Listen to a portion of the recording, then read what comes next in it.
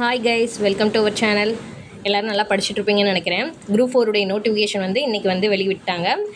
இன்னையிலேருந்து நம்ம வந்து அப்ளை பண்ண ஸ்டார்ட் பண்ணிடலாம். எப்போது லாஸ்ட் டேட்னா வந்து 24th May 2025 வந்து நம்மளுக்கு லாஸ்ட் டேட்டாக சொல்லியிருக்காங்க. அதுக்குள்ளே வந்து நீங்கள் வந்து அப்ளை பண்ணிக்கலாம். ஃபஸ்ட் வந்து இது வரைக்கும் யாரும் ஓடிஆர் வந்து ரெஜிஸ்ட்ரேஷன் பண்ணலைன்னா ரெஜிஸ்ட்ரேஷன் பண்ணி வச்சுக்கோங்க. ஃபஸ்ட்டு 2 days வந்து சர்வர் கொஞ்சம் வந்து ஸ்லோவாக தான் இருக்கும். ஸோ நீங்கள் வந்து ட்ரை பண்ணுங்கள். இல்லைன்னா வந்து 2 நாள் கழித்து வந்து நீங்கள் வந்து அப்ளை பண்ண ஆரம்பிச்சிருங்க. நெக்ஸ்ட்டு வந்து ஒரு முக்கியமானது என்னென்னா, வேக்கன்சி வந்து எப்போயும் விட கொஞ்சம் கம்மியாக இருக்குன்றது மாதிரி கொடுத்துருக்காங்க. ஆனால் வந்து எப்போயும் வந்து 2 years 3 years வந்து கேப்பில் வந்து உங்களுக்கு எக்ஸாம் வச்சாங்க. இப்போ வந்து போன இயர் வச்சுட்டு நெக்ஸ்ட் இயரே வைக்கிறனால தான் வேக்கன்சி வந்து கம்மி பண்ணியிருக்கோம்.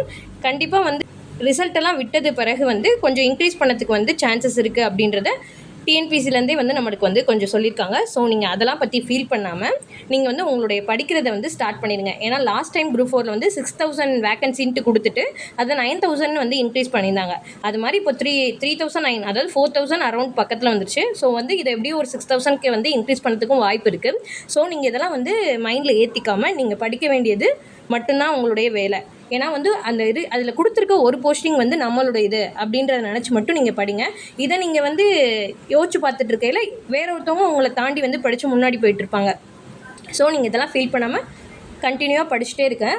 நீங்கள் இந்த டைம் கிளியர் பண்ணுறதுக்கு நான் சொல்கிற 3 மெத்தடை வந்து ஃபாலோ பண்ணுங்கள். அது பண்ணிங்கன்னா நீங்கள் வந்து கண்டிப்பாக கிளியர் பண்ணலாம். இப்போலேருந்தே நீங்கள் வந்து ரிவிஷன் வந்து ஸ்டார்ட் பண்ணிடுங்க.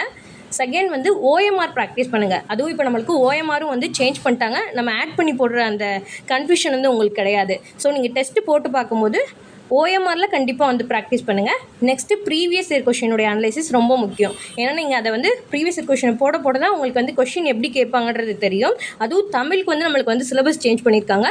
அது வந்து எல்லா டிபார்ட்மெண்ட் எக்ஸாமுடைய எலிஜிபிலிட்டி டெஸ்ட்டை வந்து தமிழ் எடுத்து பார்த்துக்கோங்க. கண்டிப்பாக பார்க்காம போயிடாதீங்க. ஸோ நீங்கள் இப்போல்லதே கன்சிஸ்டன்சியாக கண்டிப்பாக ஒரு போஸ்டிங் நம்மளுக்குன்ற ஹோப்போடு படிச்சிங்கன்னா கிளியர் பண்ணிடலாம். So all the best for your preparation. Thank you for வாட்சிங். Please subscribe my channel.